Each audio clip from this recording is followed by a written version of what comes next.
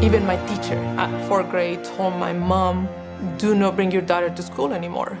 I'm making you a favor by not letting her pass. Is not able to continue in school. Don't waste your money. Don't waste your time on her because she's not gonna be able to go on. Misspelled. Space. E. I. G. S. G. I. I was not able to do a lot of things that young people was doing. Playing basketball on the streets, doing sports and things like that.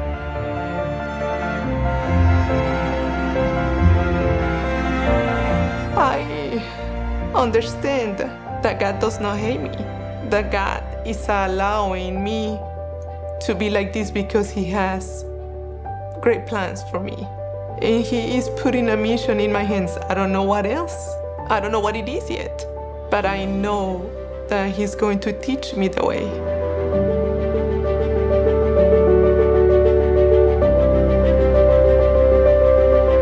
Praying for others, doing something for others, giving something from me to others. It's even a better feeling, a greater feeling.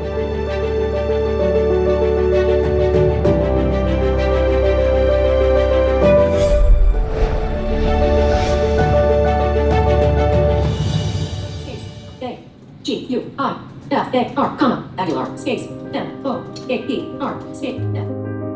My name is Claudia Aguilar.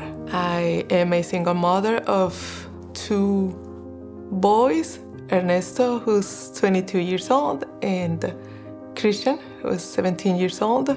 I am an over-the-phone interpreter for 17 years already. I was born and raised in Mexico. I am the middle one of 3 siblings. My oldest brother, Julio Cesar, and my youngest brother, Edgar. We all 3 were born with a visually impairment, but my 2 brothers only have it on their left eye, and I have it in both eyes.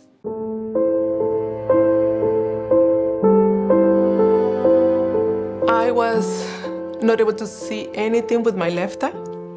With my right eye, I was able to see lights as long as they were bright, and colors and big letters that were bold and really black and big. If I wanted to read a textbook, I have to get really, really close as long as they were big letters. Or if I needed to write, it has to be also in a notebook that has the really black mark lines, so I can write on the notebook. Since I remember, my parents tried everything with eye doctors, huge classes that were not helping at all. And in school, kids usually do not understand what's a disability. And they were making fun of me, neighbors putting me nicknames when I was a teenager. My classmates, I remember one who told me, if I were you, Claudia, I would rather die. I wouldn't want to live like you. So it was very, very hard.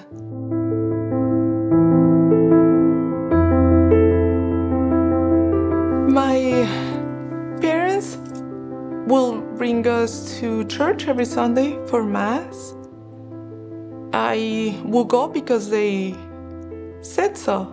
And when I started, maybe 8 years, 9 years old, I started asking God, okay, so if you are God and you are powerful, I understand that you love me, so why don't you give me the miracle?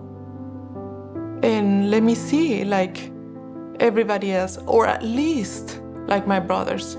Because if my oldest brother was the first one, why he didn't have both eyes like me? Or my younger one, why me? Why, I think I'm a good girl. Why do I have to go through these instead of my 2 brothers? And every time my father will take me to a doctor, I was praying God for a miracle. I was praying God that this doctor is gonna do surgery in my eyes and I will be able to see like everybody else.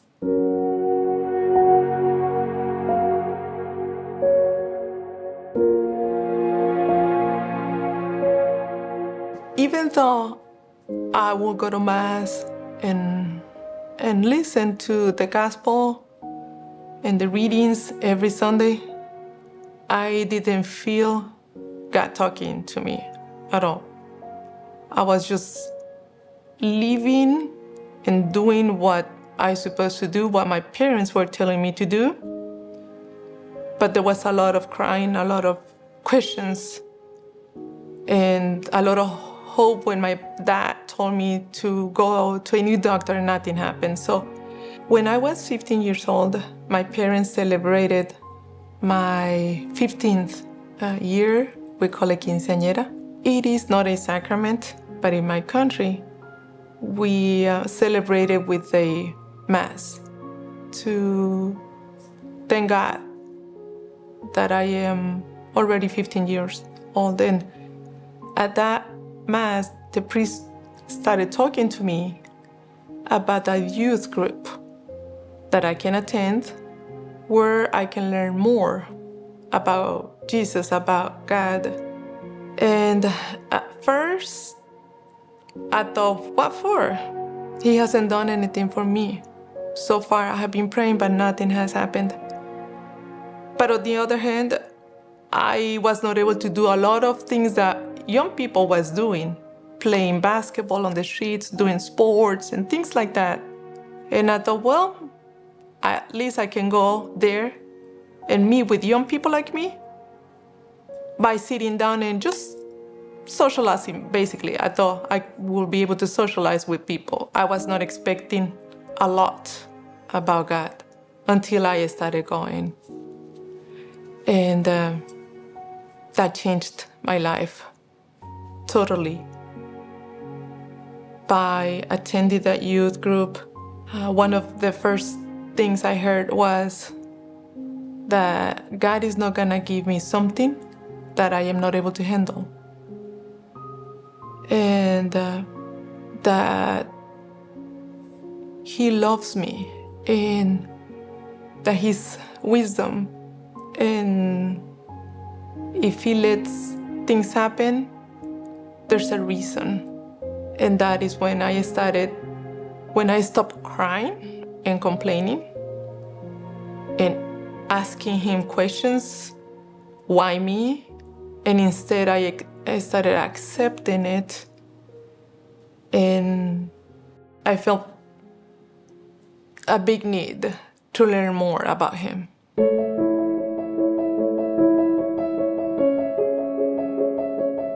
I met a neighbor, and one day we were talking, and I told her that I would like to learn English. And she told me, you know what, there's an elementary school around the corner who teaches English in the evenings.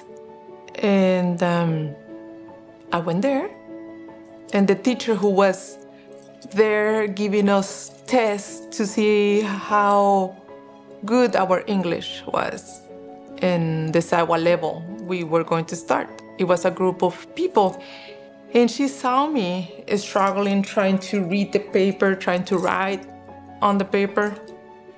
And she told me, do you know that there's a school for people like you who's either blind or who has some vision problems?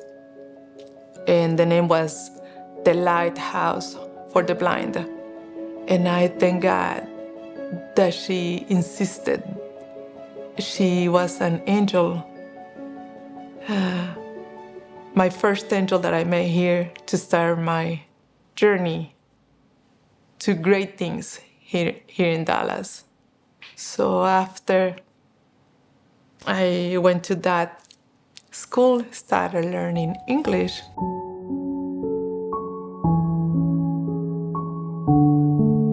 So at the Lighthouse for the Blind, my teacher, Dory Bell, who was a very kind person, was not only teaching me English, but also she was an angel helping me completing applications, not only for the transportation service, but also for a rehab program.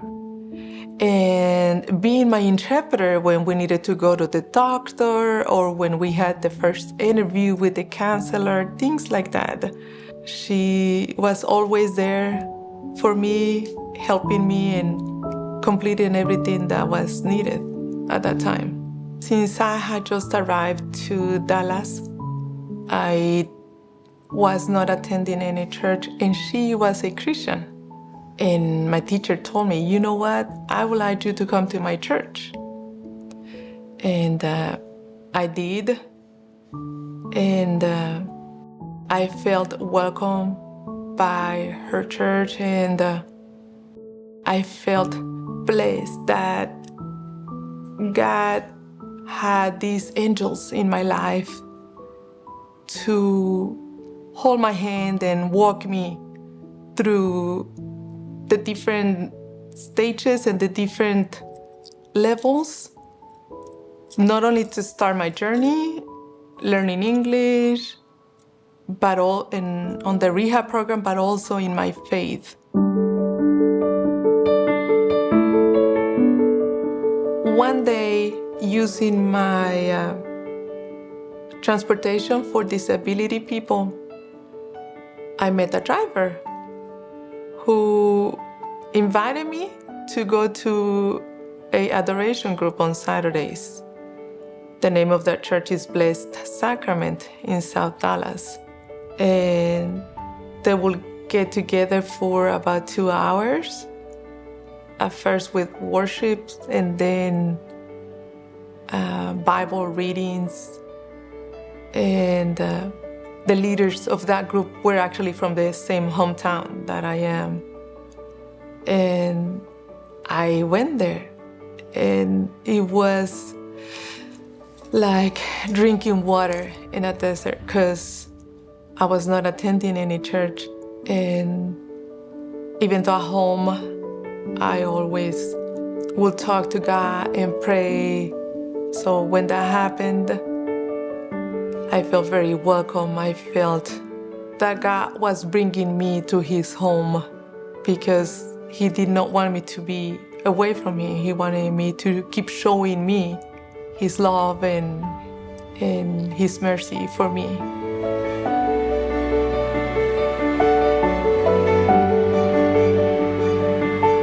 In the beginning of 2006, my children's father and I were having a lot of arguments, and I was crying all the time. And I decided to stop that. I didn't have money, but I did not want to see my 4-year son see mommy crying every day. I didn't want my baby feeling that his mom was sad and crying. So I made the decision to separate from him in February of 2006. And not only that, but I lost my job.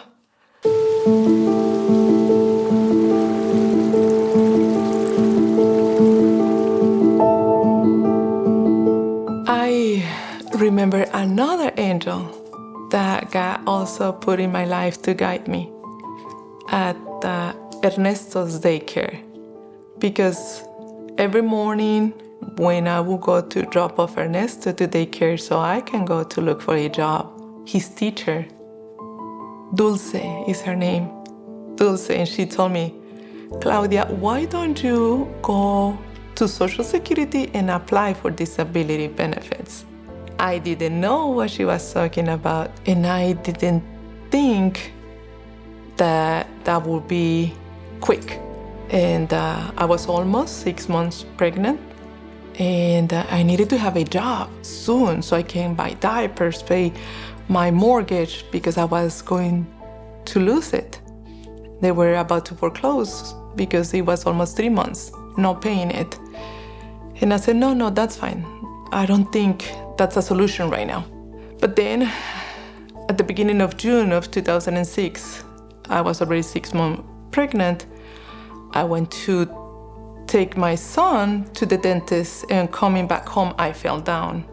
And not only that, but the day after, my oldest son Ernesto got really sick with an infection, and he was admitted for half a day at the clinic. And while I was there, I started crying and begging God.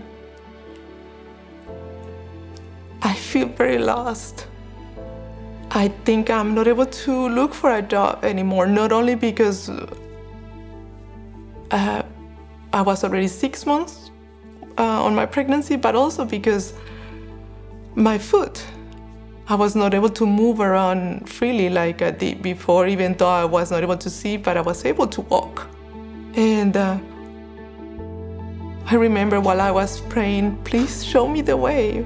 Please tell me what to do for me and my children. And I remember the teacher from the daycare. I felt that God told me, Claudia, listen to the angel that I'm putting in your life. You need to go to the Social Security Administration. So once my son Ernesto got better from his infection, we went to the Social Security office. And even though everybody was saying that it might take months, God gave us our first check within a week.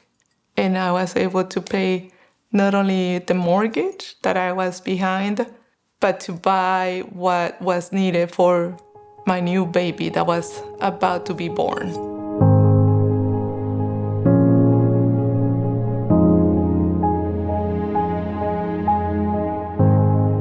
And when that happened, God told me, Claudia, I need you to be at home and taking care of Ernesto and Christian.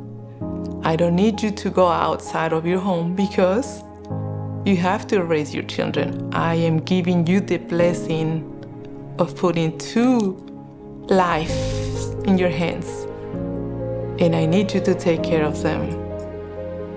And I understood that while I was praying and leaving everything in his hands and telling him, I don't know what's coming, but I know that you do. Just please make it clear to me, because I'm not understanding. But later on, through the Texas Commission for the Blind, God gave me this job at home, where I can not only be able to provide what my family, my home needs regarding money, regarding mortgage and things that we need to pay, but also being there for my children 24/7. Working at home, they did not need to go to a babysitter throughout the summer or through vacation time. When they were sick, I didn't have to miss work because they were at home with me. And as of now, I'm still working for Language Line Solutions for already 18 years. And it's one of the biggest blessings that God put in my life. And that reaffirmed not only my faith, but also to trust in Him no matter what, even though there's times when I feel anxious or worried, but He has always been there, always telling me, do not worry. I have you in my hands. I have your children in my hands.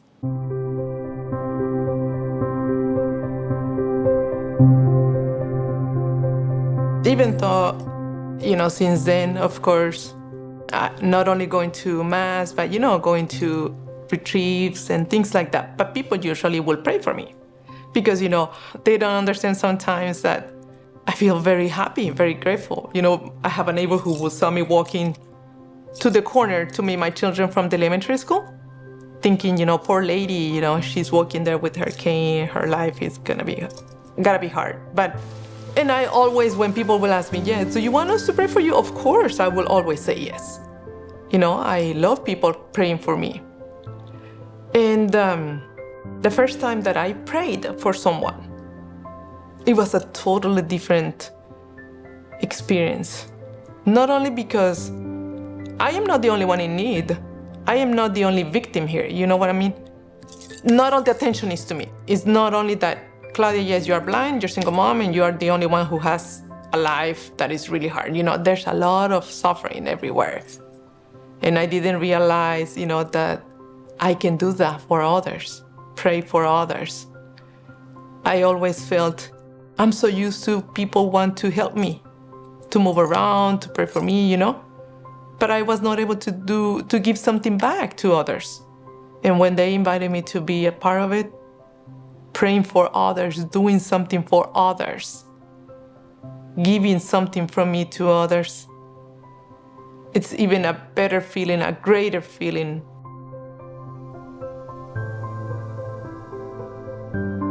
I feel so grateful that God gave me the honor of calling me to serve through that team. Because yes, it is a great feeling when people pray for me. But now that God is giving me the privilege to pray for others and being a witness on how God brings relief, brings peace through our prayers for others, it's a miracle when I can feel that and people will thank me for praying for them, knowing that God loves them and that God will take care of their needs.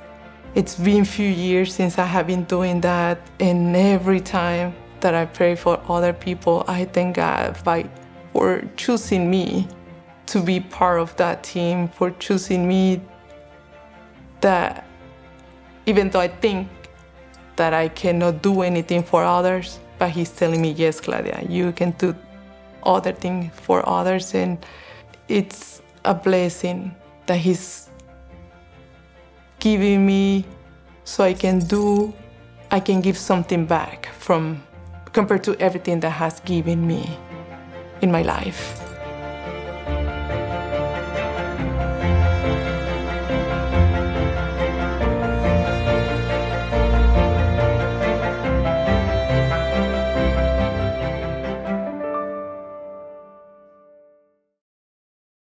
Ten years of sharing the peace of Christ. Shalom World, God's own channel.